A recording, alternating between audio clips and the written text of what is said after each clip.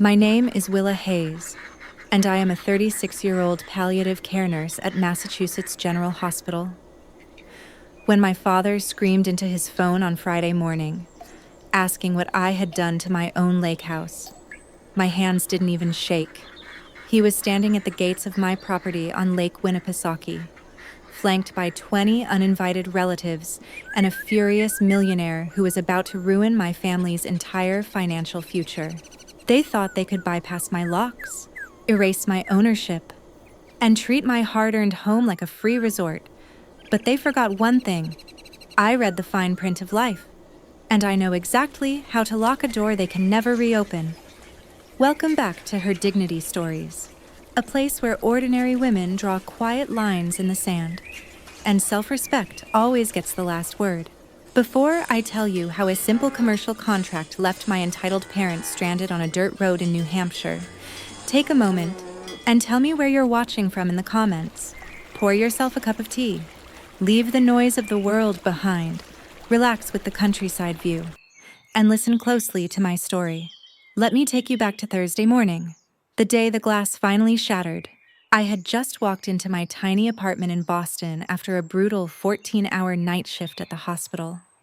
Watching a patient take their final breath, my eyes burned from the fluorescent lights, my scrub smelled like antiseptic, and my bones ached with a deep, crushing exhaustion. I collapsed onto my unmade bed, barely able to unlace my running shoes, when my phone buzzed violently with a notification from the family group chat. My father, Gregory, had tagged me directly under a block of text written by my mother. Diane, we are taking the lake house this weekend. There will be 20 of us. The text read, every word dripping with cold. Unearned authority. Make sure the fridge is completely stocked with groceries. Hide your personal clutter in the crawl space. And behave yourself for once. I sat there in the quiet of my room, staring at the screen as 36 years of suffocating emotional abuse and buried resentment rushed to the surface. They hadn't called to check if I survived the night shift. They hadn't asked if they could borrow the keys to the sanctuary I bought with my own sweat and my late husband's insurance money. They just demanded it, expecting the quiet, agreeable daughter to shrink herself down and say yes, just like I always did. With trembling fingers and a heart that felt entirely empty, I typed out a single word and hit send. No. 3 seconds later, the screen lit up with a barrage of laughing emojis from my mother. You honestly think you can stop us? Willa? She replied, her text cutting through the chat like a blade. Stop being so incredibly dramatic and selfish. It's a family asset, and we are already packing the cars. My mother's text messages were still blinking on my screen, but the numbness was already turning into something sharp. To understand why that lake house was a line they should have never crossed. You need to understand how the math works in our family. The property sits right on the edge of Lake Winnipesaukee in New Hampshire. It has gray shingles, a screened porch that smells like pine wood, and an old cedar dock I repaired myself. My biological family didn't contribute a single dime to it. I bought it 4 years ago using the life insurance payout from my late husband, David, a Boston firefighter who died in a structural collapse in 2021. The rest came from my own blood and sweat, working 60 hours a week at Massachusetts General Hospital, taking every single holiday and night shift bonus available. I drove a dented 2012 Honda Civic and lived on free cafeteria sandwiches just to keep that house. It was my only sanctuary, my quiet place to breathe when the grief got too heavy. But while I was saving pennies, my parents were flushing dollars down a toilet named Austin. Austin is my 28-year-old brother, the golden boy who can do no wrong. They paid his full tuition at an expensive college, bought him a brand new Jeep, and eventually let him manage my dad's commercial real estate brokerage in Beacon Hill. Within 10 months, Austin ran the business straight into the ground, leaving my dad with over $400,000 in high-interest debt. They never once called Austin selfish, but they didn't hesitate to demand my home. I didn't realize how deep their desperation ran until I checked my email later that afternoon. An automated Google alert for my property address popped up with a confirmation invoice from a local catering service in Meredith, New Hampshire. My dad had booked a premium steak and wine package for 20 people, with a specific notation on the billing line: VIP guest, Uncle Richard. Uncle Richard is my father's wealthy older brother from Seattle. Suddenly, their entire corporate trap clicked into place. My cousin texted me a screenshot of a digital flyer Austin had printed, calling the weekend the Tremaine Family Estate Showcase. They had explicitly told Uncle Richard that my $2 million lake house belonged to them. They were pretending to be successful moguls to convince my uncle to sign a massive bailout check for my dad's failing business. They used my sanctuary as bait, expecting the quiet daughter to stay silent and protect the family lie. But they forgot that a nurse who manages ICU crises for a living does not flinch. I shut my laptop, took a deep breath, and dialed my attorney. Staring at that catering invoice brought back a familiar, heavy ache in my chest. I sat on my bed and realized that being the family's sacrifice was a role I had played my entire life. My mind traveled back to my nursing school graduation day from UMass Boston in 2012. I spent 4 years working night shifts at a 7-Eleven just to pay my own tuition bill.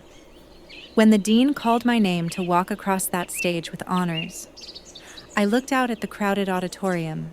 My parents' seats were completely empty. They had skipped my ceremony to drive 3 hours to Cape Cod for Austin's junior amateur golf tournament. You understand, Willa, my mother told me on the phone later while I ate a cold slice of diner pie alone. Austin's tournament could get him a scout's eye, and your graduation is just a formality. But the real breaking point, the memory that still cuts like broken glass, happened when David died. When David's funeral was held on a freezing Tuesday in November, my family treated my grief like an inconvenience. My parents and Austin showed up late, wearing casual clothes, and stayed for exactly 15 minutes. They slipped out the back door before the burial service even started. Austin had a bachelor party weekend in Montreal booked with his college fraternity brothers, and their flight left at noon. Don't be so dramatic, Willa, my dad whispered to me right outside the church doors while I held David's folded flag. David is gone, but Austin only gets one bachelor party, and we need to be there to support him. That was the exact moment I realized I wasn't a daughter to them. I was just a ghost they ignored until they needed a haunting. My phone started ringing at 5:30 p.m., cutting through the dark silence of my apartment. It was my father calling from his personal cell phone. I thought maybe he saw my text response and finally felt a shred of parental guilt. I was completely wrong.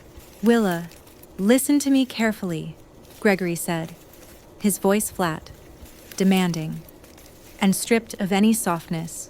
Austin needs to drive your Ford Explorer this weekend to pick up Uncle Richard's family from Logan Airport. His Jeep has a transmission leak, and we can't have a millionaire riding in a rental car. I want you to pack up your clothes, move your things into the garage, and leave the keys under the porch mat tonight. I gripped the phone, the cold air freezing in my lungs. And what if I say no, Dad? Then don't bother coming to Thanksgiving, Christmas, or any family gathering ever again, he said.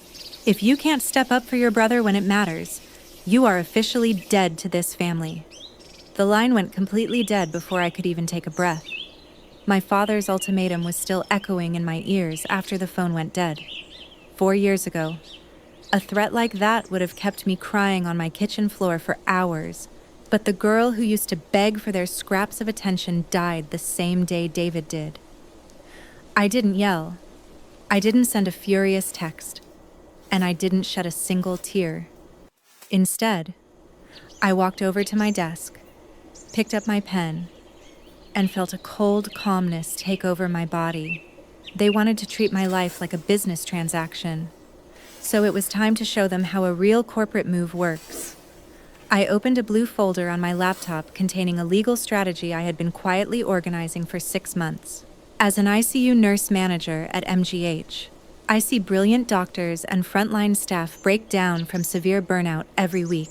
6 months ago, the board directors at the Massachusetts Medical Relief Foundation approached me with a proposal. They were looking for private properties in New Hampshire to lease for their new executive wellness program. The program was designed to give surgeons and emergency physicians a secluded space to recover after high-stress rotations. I had spent my savings renovating that lake house, adding premium bedding, high-speed Wi-Fi, and a pristine kitchen. It was the perfect layout for a corporate retreat. But I had hesitated to sign the final papers because part of me wanted to keep it open for family. Gregory's phone call cleared out every single ounce of hesitation left in my heart. I called Sarah Jenkins, the head legal counsel for the foundation, right from my kitchen table. "Willa, it's late," Sarah said when she answered. "Is everything okay?" "I'm ready to finalize the paperwork for the Winnipesaukee property," I said, my voice completely level. "I want the corporate lease activated immediately, and I want full legal protection protocols established." Sarah didn't ask questions. She just opened the digital document portal and sent over the final signature pages. I signed my name, authorized the corporate tax disclosures, and uploaded my copy of the property deed by 6:45 p.m. The system flashed green with a confirmation code from the New Hampshire Department of Revenue Administration. The twist was built right into the effective date clause on page 12 of the contract. The lease agreement explicitly stated that the commercial contract became fully active at exactly 6:00 a.m. on Friday morning. From that precise minute forward, the lake house was no longer considered a private residential home under New Hampshire law. It was officially a commercial corporate facility under the exclusive legal occupancy of a multi-million-dollar medical foundation. My parents and Austin thought they were driving up to my house to host a luxury party for Uncle Richard. They had absolutely no idea that by the time their tires hit the gravel road in Meredith, they would be stepping onto corporate property protected by a team of corporate attorneys. I shut my laptop, put my phone on silent, and headed back to the hospital for another 12-hour shift. The digital trail of their arrogance continued to flood my phone all through Thursday morning. I was sitting in the hospital break room, swallowing a lukewarm cup of Keurig coffee. When the family group chat started buzzing again, Austin posted a photo of himself and his wife, Chloe, pushing a massive flatbed cart through the aisles of the Home Depot in Rochester. The cart was piled high with expensive outdoor patio cushions, brand new tiki torches, and strings of commercial-grade Edison bulbs.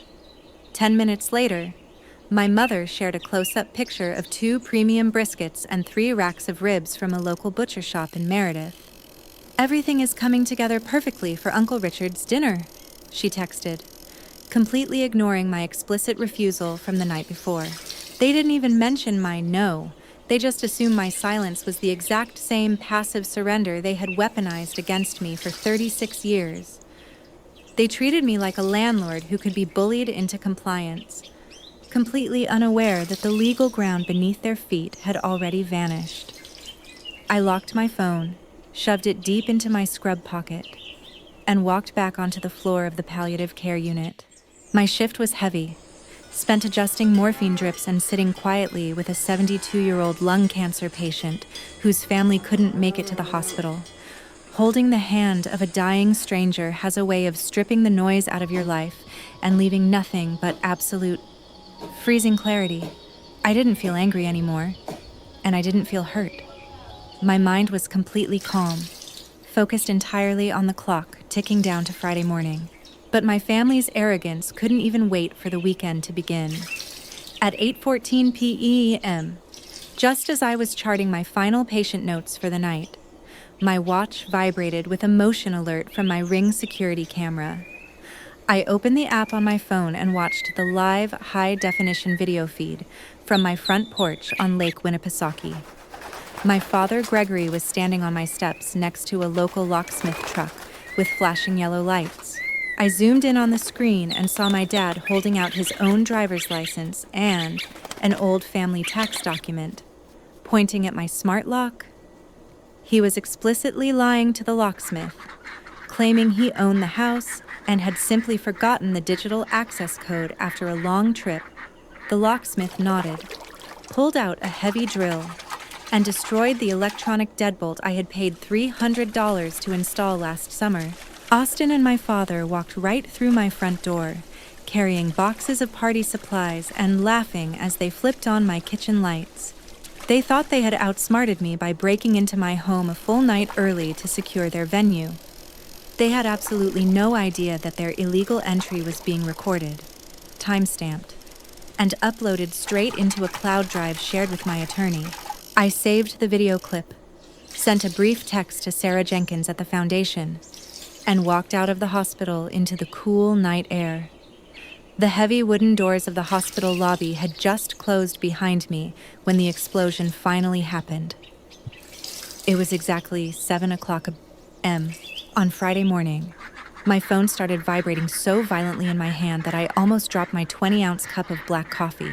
The caller ID flashed Dad, and before I could even say hello, Gregory's voice blasted through the speaker. He was screaming so loud that a passing security guard stopped and turned around to look at me. His voice was hoarse, completely frantic, and vibrating with an ugly mixture of panic and unbridled rage. "Willa, what the hell did you do to this house?" he roared, panting heavily into the receiver. "What kind of sick game are you playing? There are people here. What is the meaning of this?" I stood perfectly still on the pristine linoleum floor, took a slow, deliberate sip of my hot coffee, and felt a wave of absolute, freezing calmness wash over me.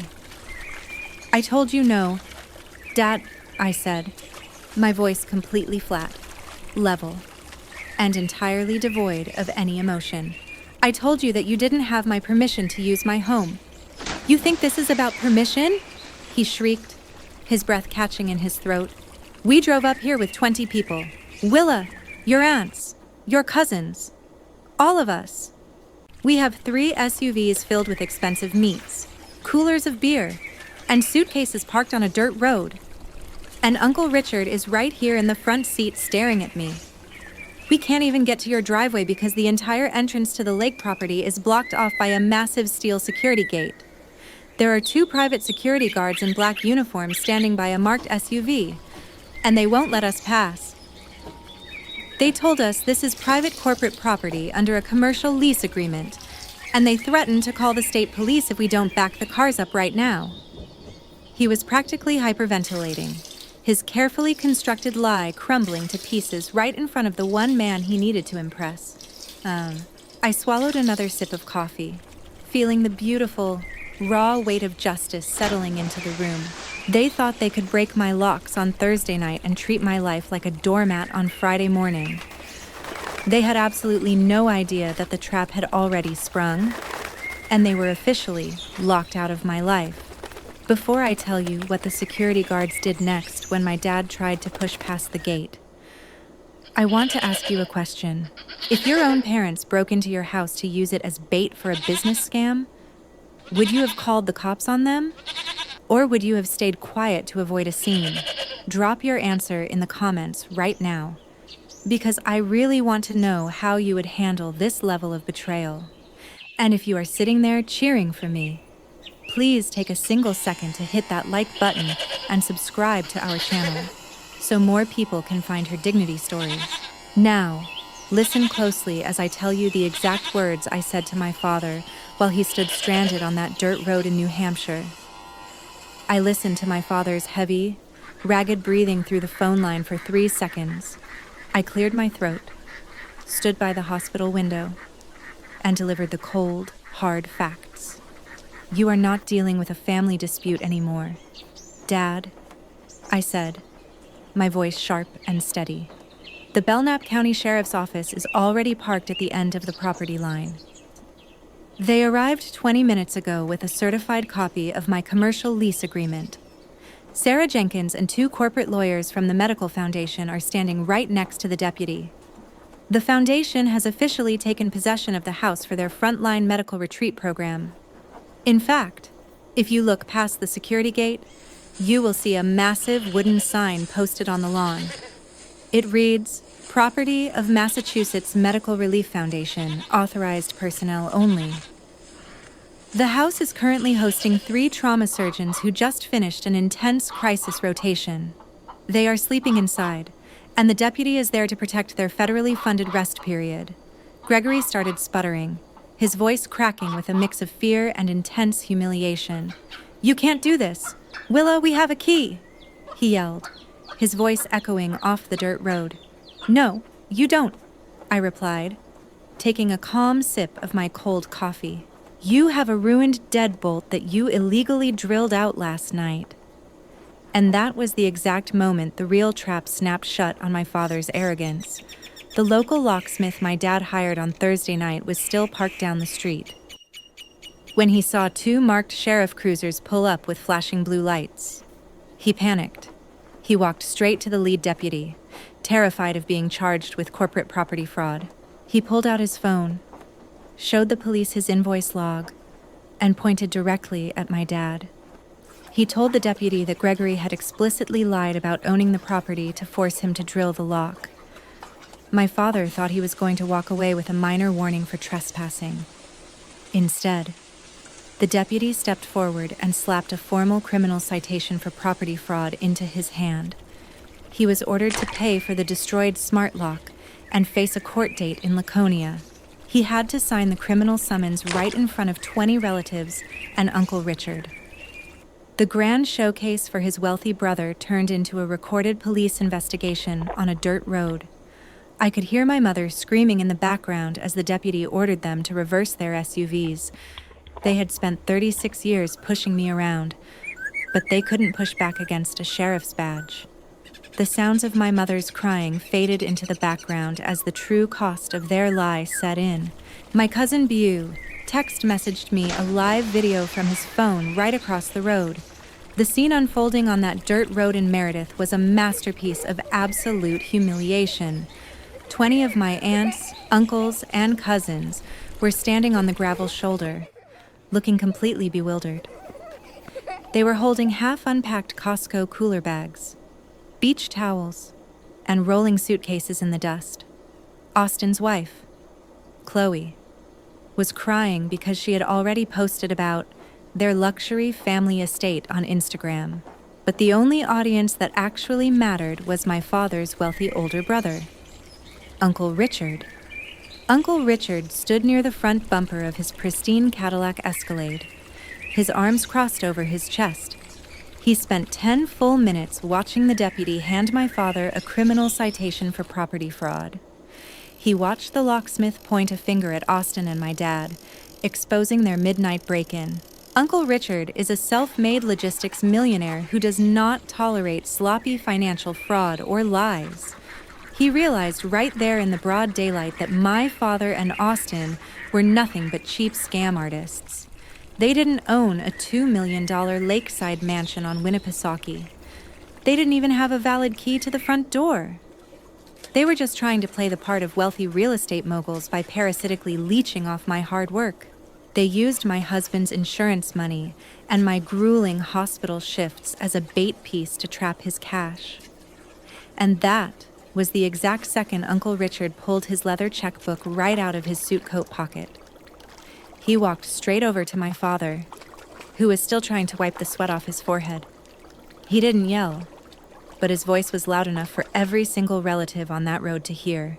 He pulled out a signed copy of the letter of intent to invest $400,000 in my dad's business. He ripped the legal document completely in half, threw the pieces right onto my dad's scuffed shoes, and turned his back. "I don't invest in desperate frauds, Gregory," Uncle Richard said.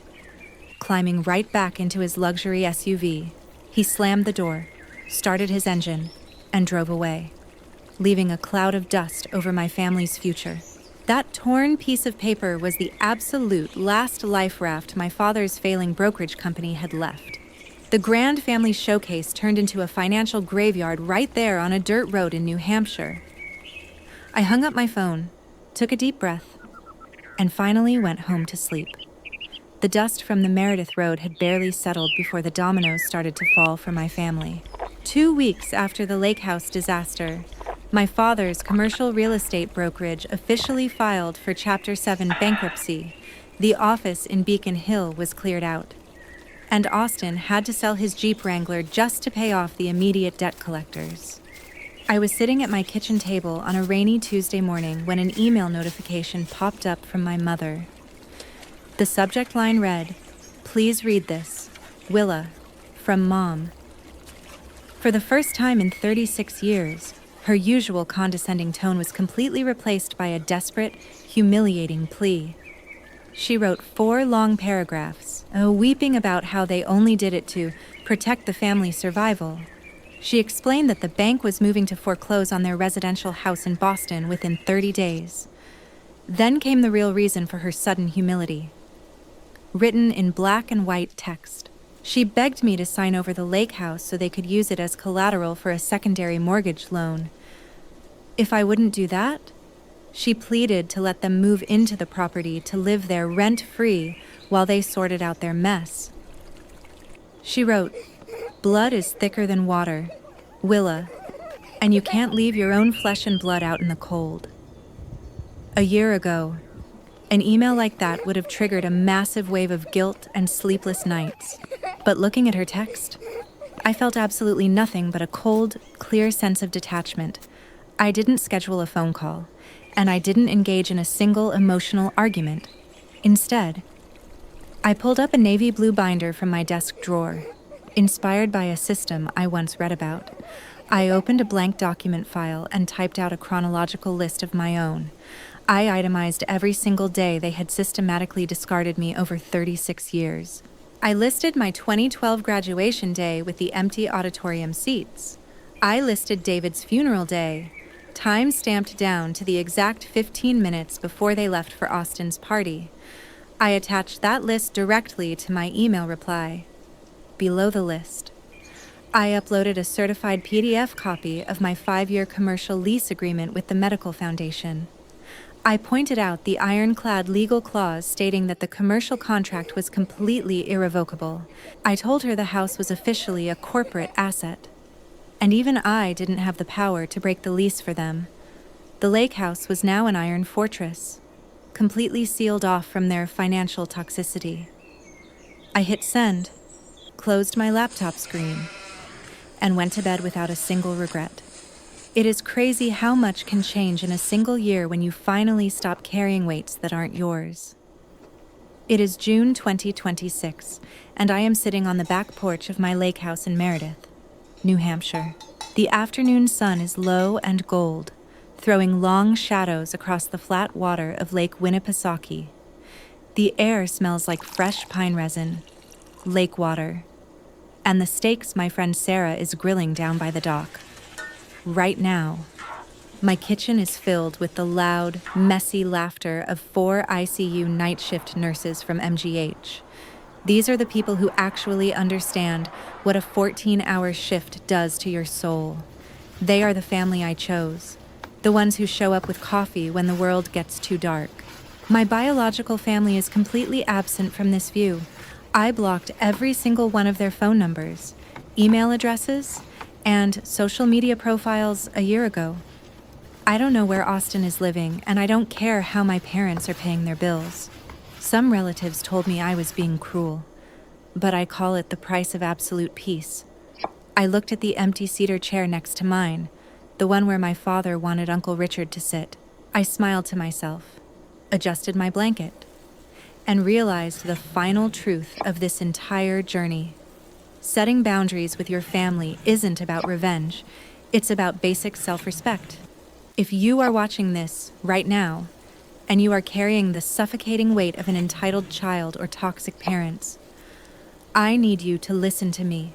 Your house, your money, and your peace of mind are not a free resource for people who only remember your name when their checkbook is empty. You have the absolute right to lock your doors, change your codes, and build a life with people who actually value your existence. Leave a comment below if you have ever had to draw a hard line with your own flesh and blood. If my story reminded you of your own worth, please hit that like button and subscribe to her Dignity Stories. We have an entire library of similar stories linked on your screen right now about brave women who stood up to family manipulation. Click on one of those videos to keep watching, because you deserve to know you are not alone in this fight. In our next episode, I am going to share a wild story about a mother-in-law who tried to secretly audit a family estate using a forged power of attorney. You definitely don't want to miss that one. So make sure your notification bell is turned on. Thank you for staying with me until the very end. Take care of yourselves, and I will see you in the next story.